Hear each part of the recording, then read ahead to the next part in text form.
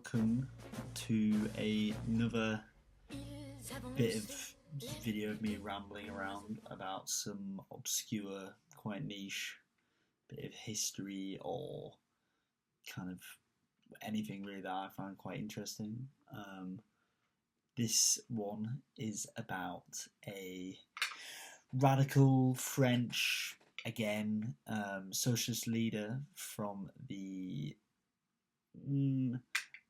late 19th, early 20th century, and he was a prominent socialist and social leader coming from south of France and built his way up, and he was very prominent around the pacifist movement and the exploding socialist movement in France during the late 1880s, 1890s, and then early 1900s up towards the beginning of the First World War. And we're just going to talk about his philosophy, his ideas, and then his impact on France back then, and then France back all the way up to our current time, and the impact he's had on French politics, and how French kind of contemporary discourse does reflect him and uses him almost in quite a strange way almost, and the kind of what you can kind of build out of him as kind of a case study of modern usage of past politicians to support their own beliefs. But anyway, this man is Jean Jaures. He's a bit of a boyo, to be honest. He's got a very good beard on him.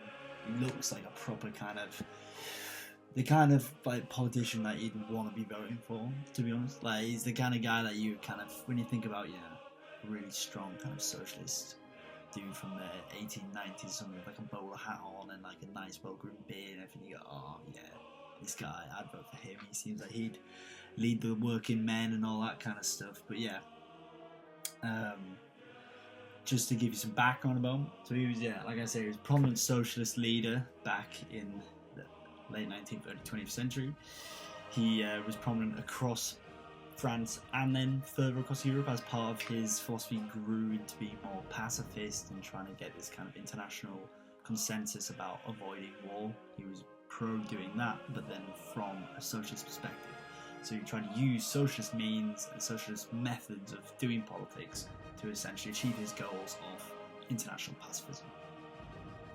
He's best known today, and he's very famous in France. Like, there's a saying in France that, there's hundreds of thousands of streets and gardens and squares and buildings named after Jaun Jaures because his effect on French politics was so strong, essentially.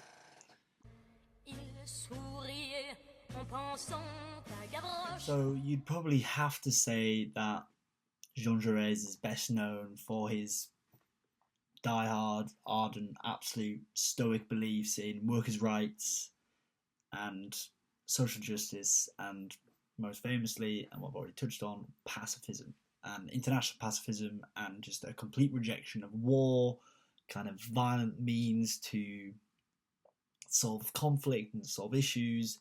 So that kind of gives you some incentive towards what kind of Marxist socialist he was, because he was less so on that kind of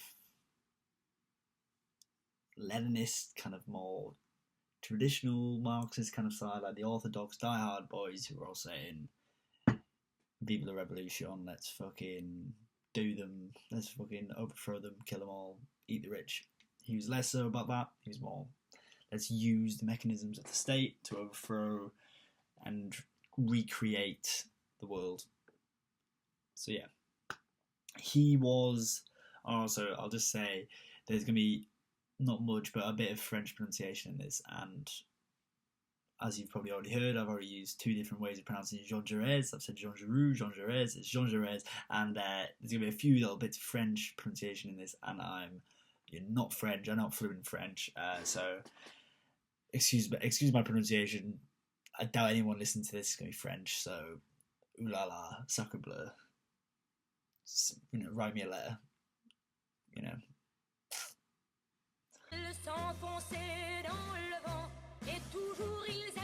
So first of all, to give a brief overview of his political career, he was the leader of the French Socialist Party, or the Parti Socialiste Français, from 1902 to 1905. And in 1905, the Parti Socialiste Français merged with the other large socialist party in France, the Socialist Party of France, the Parti Socialiste de France. So that's the Parti Socialiste Français merged with the Parti Socialiste de France. And there were different parties, different people involved, different ideas, different policies. Well, when I say there's differences, they are very minute, these sort of differences. They have very different kind of perspectives on how socialism should be brought into France in the early 20th century. So at the Industrial Revolution is fully happening. There's massive changes in the social structures in France. And so these two parties merged with Jaun Jaures as the leader of the Parti Socialiste Français.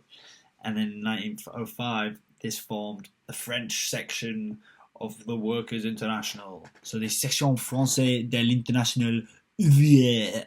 I think that's probably the best pronunciation you're going to get with me.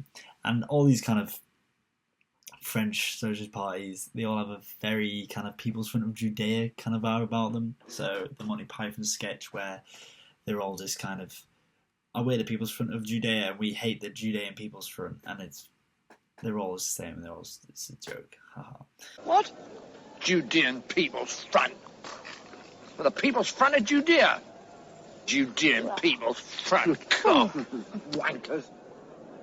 So, as the leader of this kind of conglomerate of socialist parties and this consensus essentially that he brought about in 1905, he was very influential in the direction that leftist politics was going in France at the time. So as he was less violent, more in tune with using the tools of the state to get socialism and to kind of try and work in society instead of just completely destroying society, he kind of sent French leftist politics that direction and kind of steered socialism in France towards this kind of more tamer form of socialism. And it could have been a lot more violent and everything if it wasn't for someone like Jean Jaures, a pacifist, leading it and using his kind of incredible understanding of society and the relationships between workers and bosses and, wage disputes and wage equalities and social justice.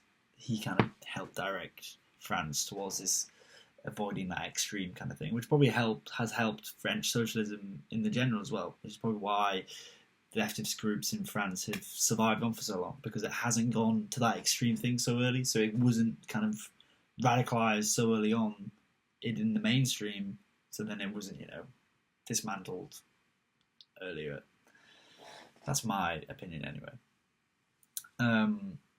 So yeah, he's continued to be revered in modern French debate. He's one of the founding members and the leader of the French Socialist Party that still exists today in France, but it's obviously, as with most Western countries, socialism is not the most popular thing in the world right now. We do have a kind of growth in socialist numbers at the moment. I don't know why it sounded like I was kind of saying weird in there. I'm not a member of any socialist parties.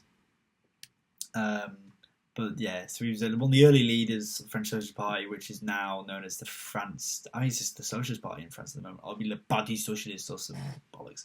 And then, importantly, he was the founder and first editor of Le Humanité, which was a left-leaning newspaper that was sold across France and it was very popular. It's still sold today, but their numbers are diabolical. I don't think they're doing anywhere near as well as they would have been, back when, you had miners' strikes and big wage disputes back in the glory days, you might say, of socialism in Europe. So just to go over his life now, the life of Jean Jaures. He was born in Castres on September 3rd, 1859, to not a rich family, quite a modest family, if anything. His parents were just kind of lower middle class, potentially petty bourgeois people, everyday citizens, nothing special about them. He went to study at the École Normale Supérieure in Paris, which is a really good university in Paris, one of the big kind of French elite universities, because he was a smart lad, obviously, at school. And then he went to work after graduating as a teacher in Albi. And then following that, he went to go lecture at the University of Toulouse. And he was elected as a deputy at the Chamber of Deputies in 1885 for the first time, not standing on any sort of extreme grounds, coming in as a very centrist, very middle of the road, passive kind of Republican. He had no party affiliations at the time. He was just kind of elected as a guy who could make a good speech and kind of said what not everyone was thinking, because that makes it sound like silent majority kind of stuff, but he was just saying what everyone agreed with. Very kind of, New Labour kind of guy. But when he was first elected, actually, he was not the well-groomed man and everything that I've described so far. He was kind of ridiculed quite a lot for his untidy appearance. And I can imagine, in the 1880s, the French guys that are, in the Chamber of Deputies, I bet you've got some proper, wigged up, kind of pampered dudes. So, our boy, Jean Jaures, he came in not in this sort of pampered way. He was just kind of an everyday guy, turned up without a haircut, maybe he didn't have his skin fade that day, maybe he hadn't, groomed his beard. And so they used to ridicule him quite a lot in the Chamber of Deputies for that. He was also quite a short man, and he was quite round. He's quite a short, fat guy, didn't look after his appearance that much. It's kind of going to end up with some sort of ridicule there, especially in the 1880s. They didn't have, the sort of sensitivities that we have these days. One of the big quotes that I've found about what they would describe him as is he had the appearance of a teacher who does not exercise or a fat merchant who overeats. And, to us these days, we think, you can kind of laugh that off. Not that, stinging of a burn, but I think back then that would kind of strike quite deep. And he might have, he might not have been that confident in himself about his own weight. So in 1889, after 4 years in office, he was defeated in the re-election. So he lost his seat. And so he left French politics. But obviously came back later on. He went back to his studying and he got his doctorate in 1891. He got a doctorate in something really boring. It's like philosophy or politics or something. And then he went back to teaching at a university, lecturing, teaching, though he got very bored of this and he wanted to go back into politics, and that's where he felt he really made changes. During this time off, he was still getting involved in politics, just not as a deputy, not as an elected member of French politics. He was heavily involved in these 1892 mining strikes in Carmaux, not sure. It's there. It was at these workers' protests that he kind of really became a bit of a standout guy at in French left politics. People were like, "Oh, this guy makes a good speech. This smart guy's quite a good dude when it comes to saying what we're thinking. He can put it in a much better way than we can. Let's listen to this guy. Let's invite him to more places. Let's hear him. Let's put him forward as our communications kind of guy." And he was a very passionate speaker. He used to spit a lot when he spoke, shouting, screaming. You can imagine on a red flag in front of a crowd of people in flat caps and with nice facial hair and dirty suits, shouting along with a red flag behind him. He was that kind of guy on a soapbox, screaming in a big crowd about, the bourgeois and capitalism and how they should get paid more. And, they definitely shouldn't be getting paid more. So he was right to be doing this thing. This passionate defence of workers' rights made him beeline straight to the forefront of left French politics and the growing socialist movement in France at the time. It was, everyone was getting a bit of radical socialism, especially with, Marx and Engels publications and the growing international kind of fire for socialism, especially with the wars, well, not the war, that comes in a bit, but the growing tensions between states and the growing tensions between these new classes in society all across these industrialized nations in Western Europe. And then in 1893, it was in Camus, where he was doing all these mining strike speeches and everything, that he was re-elected back into the Chamber of Deputies as now a fully fledged French socialist.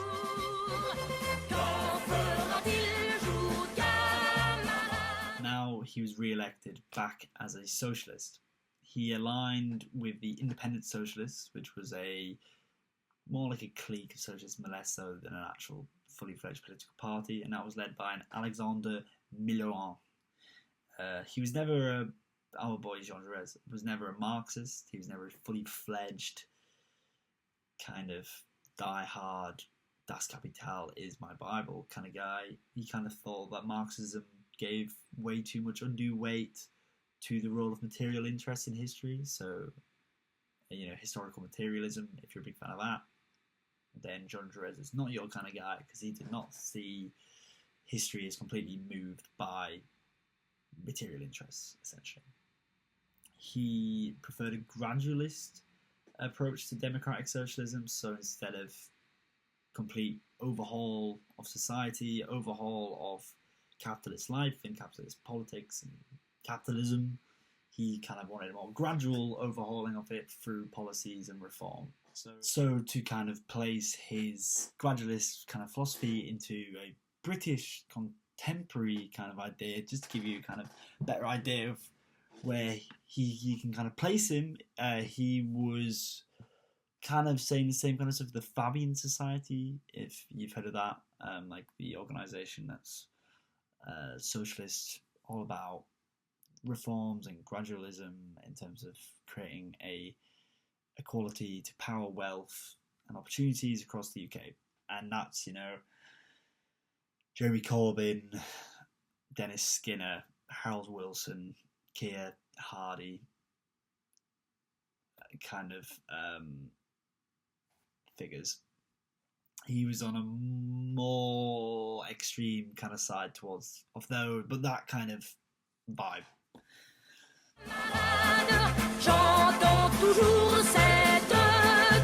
When he was re-elected in 1893, French politics was gripped and in the midst of the Dreyfus Affair. Now, the Dreyfus Affair, you might have heard of it, was this huge controversy in France that, everyone was talking about it. It was the big thing. It was like the Partygate at the time. It was massive.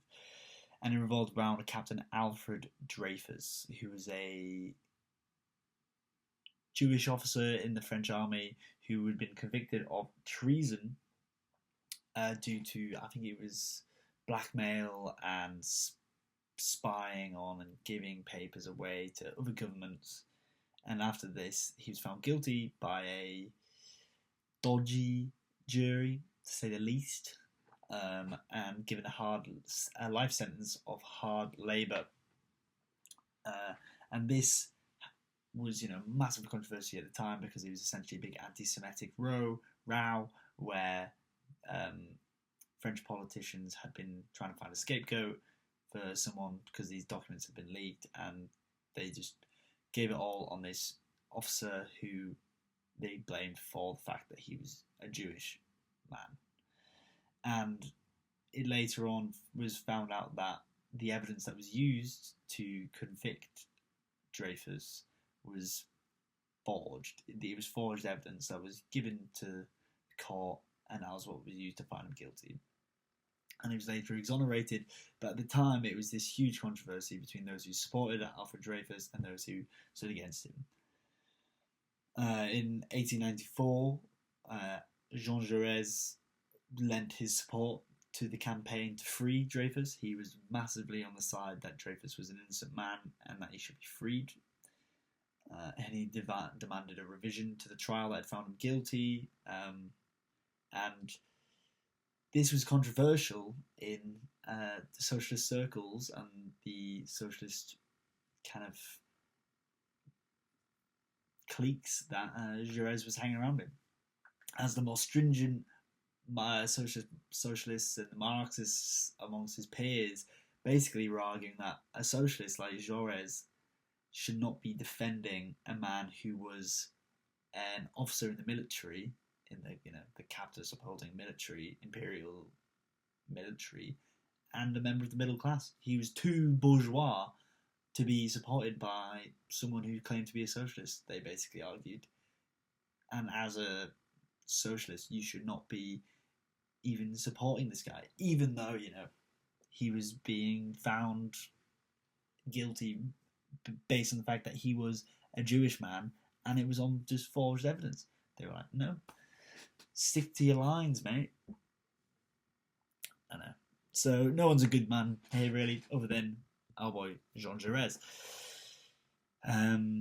Jaures wrote a book called Les Preuves, which demanded a retrial and some rehabilitation for Dreyfus, and he was massively, spent a lot of time pushing for this, and he really made that campaign to free Dreyfus a massive part of his political goals, essentially, and it made him a massive part of who he was as a deputy in France. And this was not very popular amongst the socialist electorate that had voted him in 1893. So you can probably guess what happened in 1898 in the elections. Jaures was defeated for a second time. So that's where his support for trying to be on the right side of history and then trying to do the right thing, that's where that got him. However, the anti-Semitism surrounding the Dreyfus affair, added to the fact that he was a Jewish officer and a scapegoat for France's military setbacks and the internal divisions at the time that were happening in the French military and across the French government, essentially did kind of help Jaures in terms of his political career, as the affair had come completely synonymous with state corruption, injustice, and the kind of power of public opinion in dictating where the direction of politics kind of goes. So as he was elected and as he was so stringently on the side of Dreyfus, he came out of it all right, because it has become known as, and was known in the years following it, a massive kind of controversy and an awful thing that happened in French politics. And the French government then later on apologised, well, I think it was quite a bit later, about the anti-Semitism and about the fact that they were so stringent on sentencing him. And Jean Jaures had always been on the right side of this. So his not getting elected kind of sits quite well in terms of his standings, if you ask me.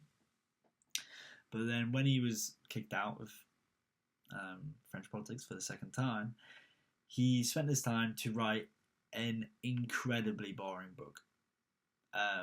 And when I say like incredibly boring book, it was like he wrote a 7-volume, 3,000 pages, so 3,000 pieces of paper across 7 different books, and it was called the Histoire socialiste de la Révolution française.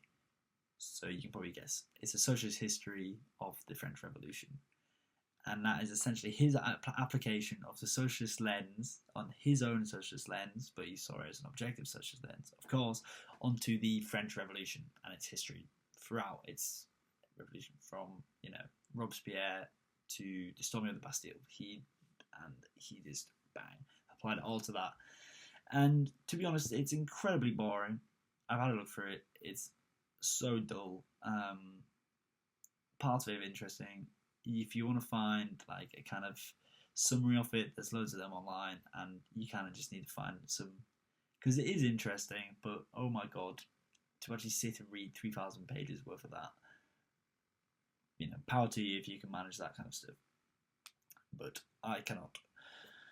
It's become known as, and it was massively at the time, and it's kind of revered at the moment in terms of French scholarly kind of pursuits of that kind of theories and everything. But also quite boring people. It's known as like essentially one of the most influential and detailed left-wing interpretations of the French Revolution that's ever been written, and probably ever will be written, because we don't need to rehash it when we've got this Jean Jaures copy.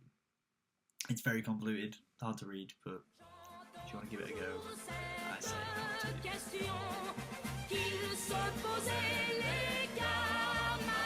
now, in 1902, guess what? Elections in France, Jean Jaures is back, re-elected to Deputy of Chambers. He's back, and this time he's head of the French Socialist Party. So, as I said at the beginning, he's head of the French Socialist Party. So this was the Parti Socialiste Français. Now that's different to the Parti Socialiste de France. Very different. Very, very, very different. Obviously.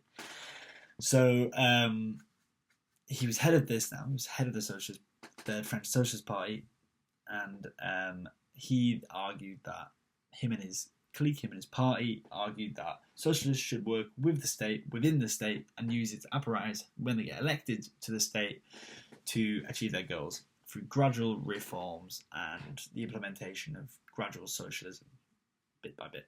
Not try and completely overturn it all at once through violence, and participate in elections. And the opposing socialist parties, they preferred class war, destruction of the existing state, not participating in voting or anything, just mass revolution and revolt.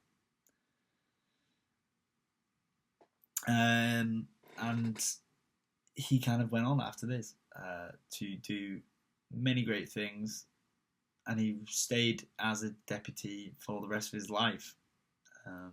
He didn't lose again, basically. He lost twice, but he stayed in. So this third time lucky, I suppose. To kind of give you an idea of his effects on socialism in Europe at the time. In 1909, the prominent Russian revolutionary Leon Trotsky, which I'm sure you've all heard of, a bit of Trotsky, killed in Mexico with a pickaxe, cool glasses, nice mustache and beard.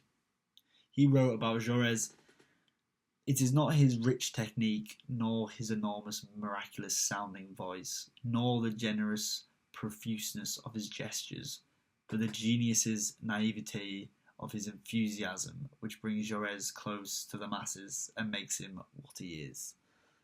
Now, I think that makes you sound like, oh shit, I want to hear what this guy's got to say.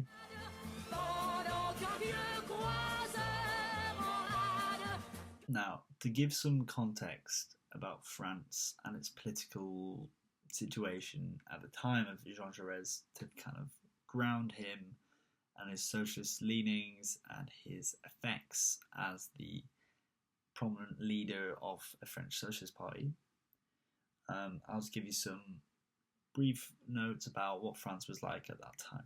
So France was under the Third Republic at this time. This period in French history is kind of known for being incredibly unstable, with Napoleon III trying to come in as president, and then to kind of place emperor, and then another revolution, and blah blah blah blah blah. So even by French standards, this is quite an unstable period in politics, which is quite good going for the French. There was a lot of changes in government, lots of changes, and lots of kind of caucuses and lots of agreements that were getting made and then failing, and then hung parliaments and blah blah blah, and people coming in and coups and decisions being made and backstabbing, blah blah blah. A lot of general kind of disagreements over what the roles of various institutions in society should be, how powerful they should be, how influential they should be, what kind of role they have in governing is, and that was essentially between the state, the church, and the military.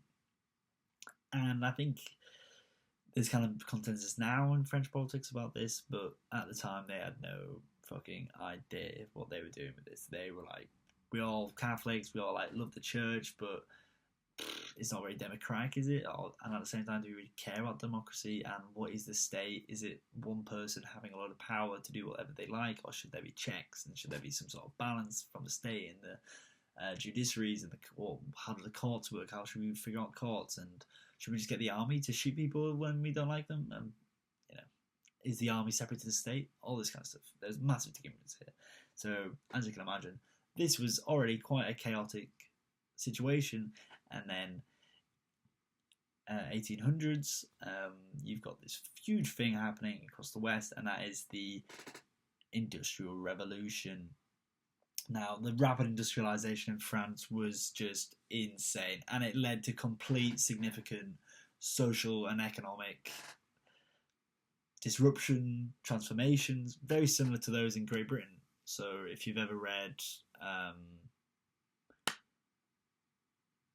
Dickens and A Tale of Two Cities, as he's kind of coming towards the end of that, and the post-revolutionary France and post-revolutionary France from the point of view from the British, you can kind of see that there's some similarities and some parallels there, but then also some differences. These transformations in France, though, had obvious consequences on the politics of France, as there was completely new socio-economic arrangements in place across society. It was no longer just peasants and the rest, or no longer just this weird elitism in France. We had peasants in rural areas and then these kind of urban elites, but then also petty bourgeois producers. You now had factory workers, you now had, landowners, you now had landlords, you now had big industrialists who hired thousands of people at once. You now had new rules around children working and new rules around working days and wages, and people were kind of looking at these from new points of view and going, why should I be paying tax on when I'm doing the work and you're not? These kind of ideas were coming around a lot, and it was a very, very mental time to be trying to do politics, especially when, like I said earlier, there was a lot of disagreements anyway at the kind of high politics kind of level, and then they just had this absolute shit show of industrial revolution happening at the same time, which just created new things over and over for people to argue about and dispute over, new positions to take and new niches to kind of dig yourself into. But hey, isn't that just what politics is? Anyway, lots of arguments around wealth and the distribution of wealth, distribution of labour, equality of powers in society, collective action, how powerful that is. The working conditions of factories was a big one because, as we all know from Victorian kind of things, children crawling under big machinery, getting arms and legs and hairs ripped out and skinned alive, and all this. It was happening in France as well, not just a British thing, happening in every Western industrial nation, where we were just saying, oh, you've turned 4, go to work for 16, 18 hours and come back with a tuppence for me, and except it was like a franc for, and don't know how to say fucking 12 in French. But anyway, these was growing massive social tensions between working and bourgeois classes, and alongside these bourgeois and working classes, you then had new political parties to represent them, new politicians to represent them, new types of people that were wanting to get involved in politics, new types of politics. You had kind of arrangements between working people to now get together and in this way could represent people. And this is where you get your trade unions. So in France, the rapid industrialisation and economic change that disrupted the entire social fabric of the nation led to the rise of socialism on a kind of level not paralleled in Britain to the extent that it was in France. And our man Jean Jaures was one of these socialists, and he was advocating for workers' rights, social justice, and economic reform alongside passivity. And as we're discussing, a rich, wealthy, industrial nation in the late 19th century, we obviously have to mention the fact that France was a imperial power.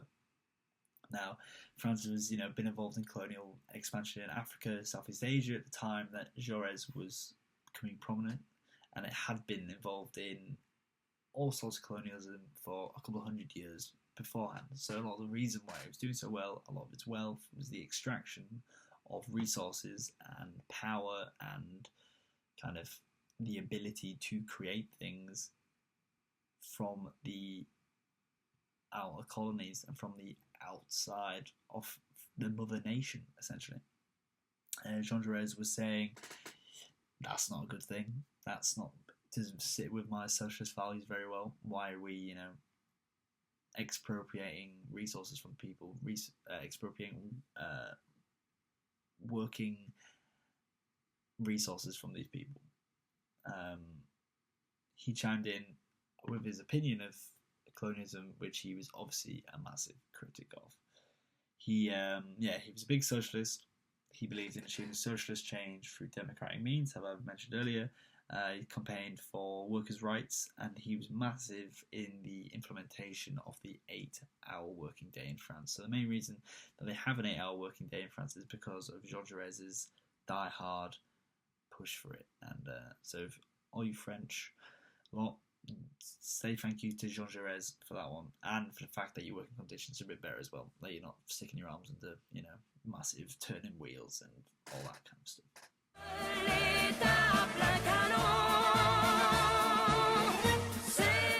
Now, as I've already mentioned or touched upon, one of his most significant contributions to French politics is his pacifism and his incredible opposition to militarism, war, any kind of conflict between states that's just for the resources, which is what he viewed it all as socialism. It's all just for resources, power, so that they can exploit people and extrapolate people and blah, blah, blah, blah, blah. But you got to say, being against war, being against violence, you got to kind of seize the kind of point in it, almost. It's a good thing to not be on the side of pro-war, almost. Looking at you, Bush. He was a vocal critic of French colonialism, as I've already said, and he worked pretty much tirelessly to prevent World War I from kicking off. So in the years prior to World War I, tensions across Europe were growing at unprecedented levels. The amount of states that were all getting a bit argy-bargy with each other, the kind of arguments that were happening, the diplomacy was breaking down. There was a lot of failures from diplomats to even have discussions to calm down tensions. So it was just getting worse and worse. People were dying. There was all this economic change. There was all this kind of resource inequalities alongside with which was happening with industrial inequalities and technological inequalities, which were making people feel fearful, and they were still stuck in this old world kind of imperial ideal of what the world was like, and it was no longer that. The world was becoming a lot smaller, but then there was a lot of technology that meant that we could kind of, we were becoming, something that we never realised we could be. And he believed in international solidarity. He believed that, we can all work together to create a better world. Very ideal, I know. He believed in solidarity, cooperation among nations above all else in global affairs. He didn't think that we had to live in this world of dog eats dog anarchy. He thought that solidarity amongst nations could be achieved through basically socialist means. He believed, like most socialists do, that if every nation just so happened to be a socialist nation, it would be lovely and it'd be perfect, and we'd all work together very well, but we'd also be very patriotic towards our own countries, and we'd work for the common man, but we'd not go to war with each other anymore. Make of that what you will. That was what he kind of thought, but then he did, to an extent, sacrifice his socialist beliefs to just kind of say, guys, I know you might not all be socialists, but come on, let's just not go to war, because I think this is going to be a bit of a fucking rough war. And yes, was he right about that? He spent the last couple of years of his life, from around 1910 to 1940, going around European countries and organising general strikes in countries. So going across most of Europe, trying to organise general strikes to kind of point to national governments and say, people don't want you to go to war. Please don't fucking go to war. These are the people that are going to be fighting. You're not going to be doing the fighting. Look at what they're saying. But the stupid people and the politicians ended up going to war, and they sent these men off, and patriotism sent a lot of them off as well. So you got to give them some agency. They weren't just shipped off on their own. They did volunteer, and there was a lot of volunteer forces that then did go off to war. But you could say they were kind of led to believe the war was going to be something that it wasn't, and patriotism did a lot of the heavy lifting there. And I don't think patriotism is the best thing in the world. I think it's a bit of a veil over people's eyes. But anyway, famously in 1914, Jean Jaures said, well, quite prophetically warned, never for 40 years has Europe been in a more threatening and more tragic situation. And we all know what happened in 1914. Germany declares war on Russia and France, and then that pushed Europe into the Great War that would claim the lives of around 21 million people, and injuries into countless numbers.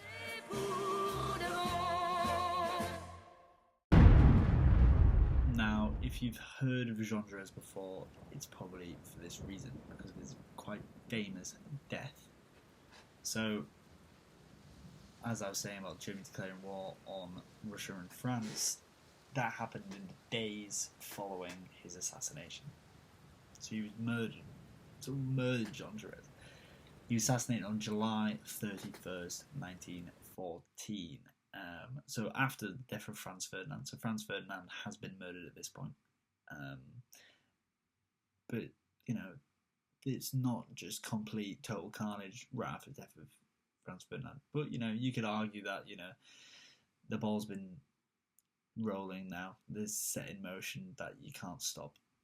War is inevitable after the death of Franz Ferdinand. I'm not going to debate that with you. I'm just saying Jaures, to an extent, you could argue, contributed towards the instability and French government's decisions and the failures of the national strikes across the states in Europe.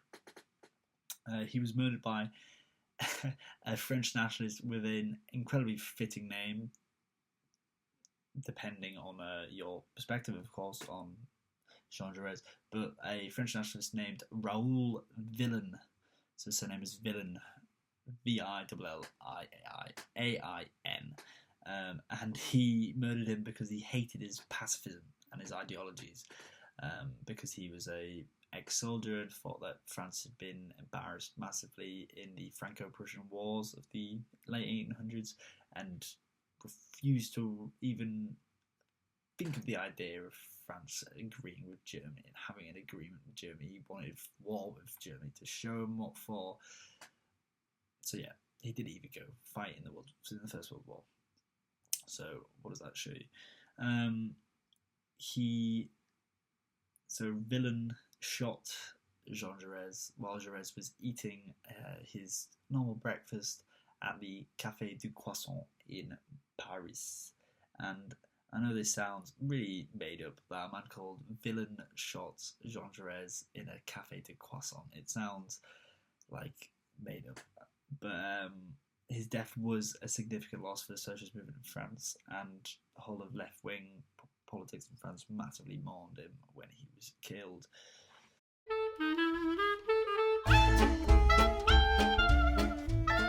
I mean, right, the guy that killed him was literally called Raoul Villain. Like, that is a hell of an acronym in it. Like, normative determinism might be onto something with that, because this Raoul Villain might to some extent be, a hell of a villain in terms of European history and modern history, because, who knows? Maybe Jean Jaures could have sorted us out. Maybe we wouldn't have gone to war in the First World War. Maybe. I mean, I think we would have. But I'm just playing devil's advocate here. He actually went on to live quite an interesting life, Jean Jaures. He was acquitted by jury for the murder of Jean Jaures, which is fucking insane, because he literally just walked up to him in public on a broad morning, pulled a pistol out and shot him twice in the head, which don't know who the fuck that jury was, but they were definitely not socialists or supporters of Jean Jaures, or who knows, maybe there's good reason, maybe it wasn't a villain, but maybe they got evidence that we don't have. He then was acquitted, so in 1919 he'd just been kind of locked away during the First World War, didn't get a fight, which is why he shot him. And then he was then acquitted in 1919 and then moved to Ibiza. So he moved to the island of Ibiza in 1919, which is not, the famed ocean beach kind of place that we know today, but in 1919 it was just like a shitty rock, I think, in the Mediterranean. There was no Wayne Lineker at that point, but he did meet maybe someone who's the 1919 version of Wayne Lineker, Paul Gauguin's grandson. So the famous painter who was mates with Vincent van Gogh met his grandson and was good pals with him on Ibiza in the during the Roaring Twenties. So that might have been quite a time, to be honest. Ibiza in the 1920s. He was sadly shot though by Spanish nationalists who thought that he was a fascist spy because he was a bit of a dodgy Frenchman with some weird history living on Ibiza. So they just thought, fuck it, let's kill this guy. So comeuppance in a manner, but he got what he wanted in terms of war with Germany in World War One and in World War Two. But the French were the victors to both. I don't think any French people are saying that they were good things that happened to France. And if Raoul Villain had seen what happened to France at the end of them, he might not have been the most happy man in the world. But who am I to fucking say?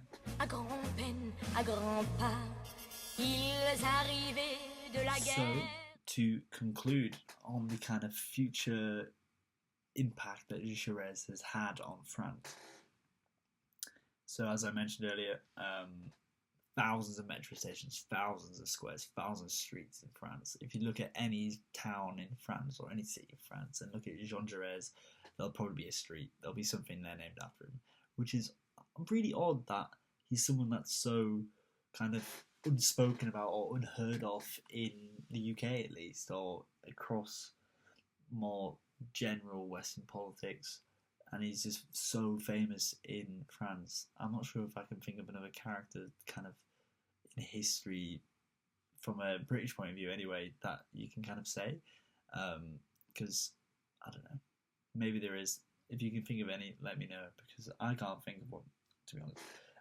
It's actually estimated that only Charles de Gaulle has more things named after him in France. So he's pretty fucking up there, if you know what I mean. Like, Charles de Gaulle's the one.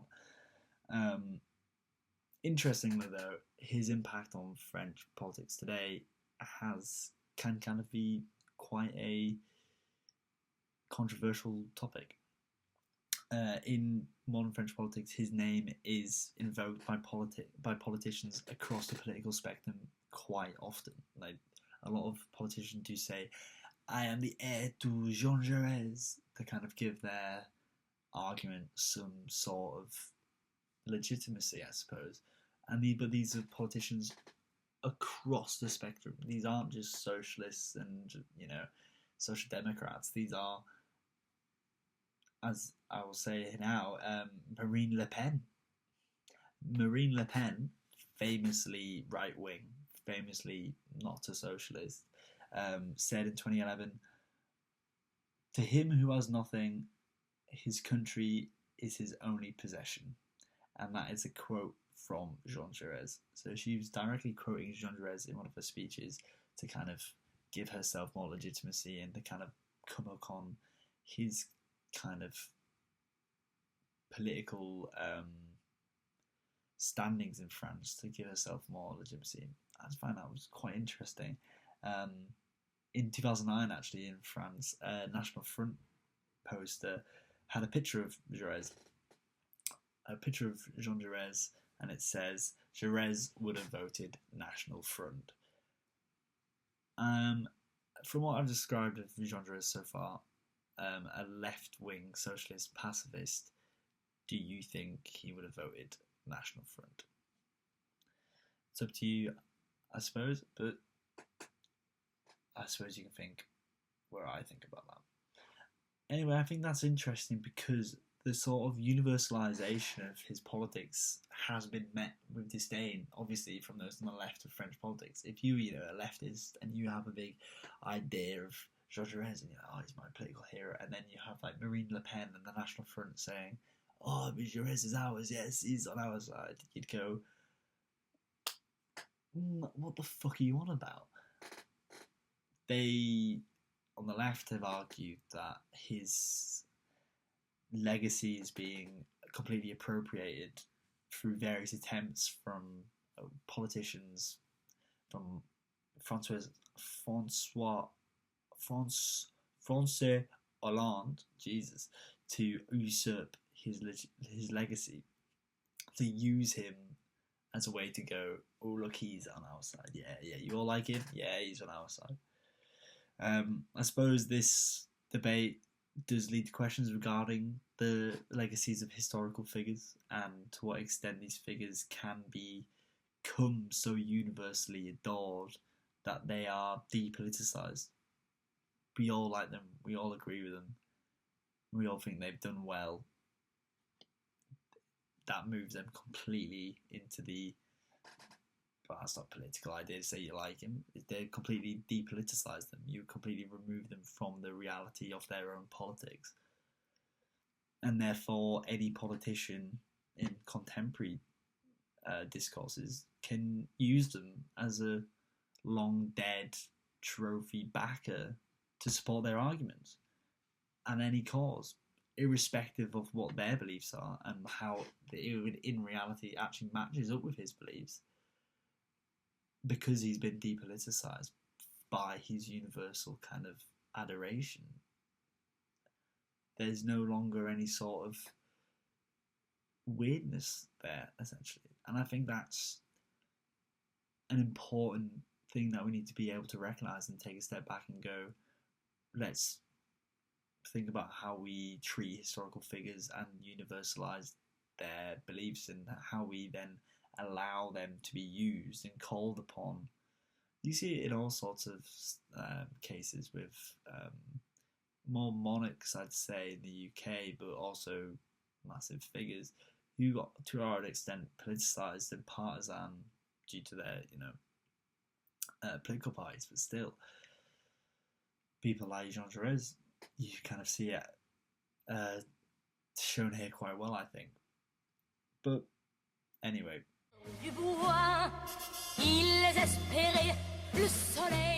To conclude, I think that Jaures' fervent and consistent support for progress, social justice and pacifism during such an unstable period in world history should really be recognised, and we should all try to understand it outside of France even.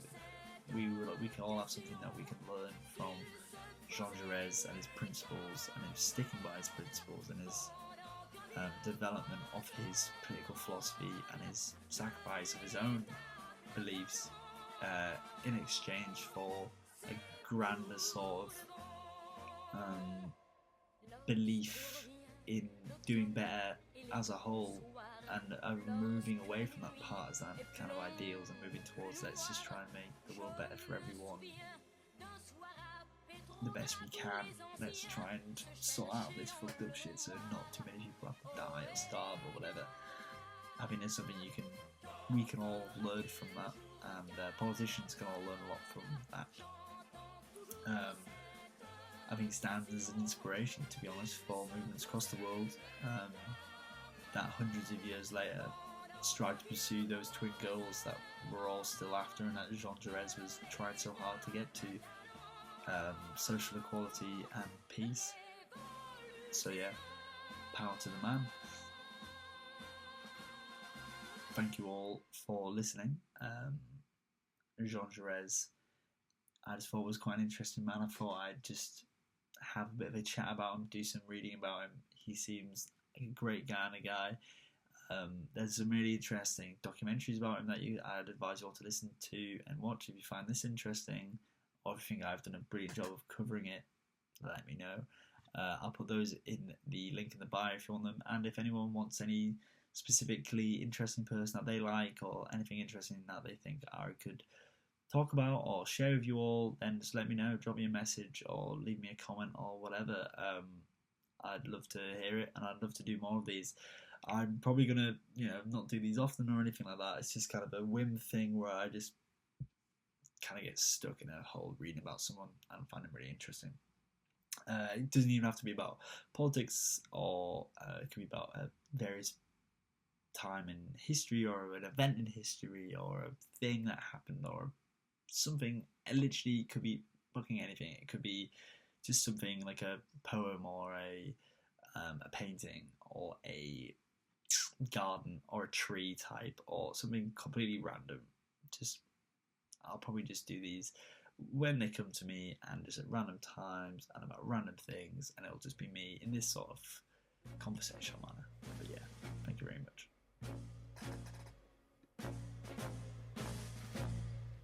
Ils avançaient, l'air buté, pour moi se penche.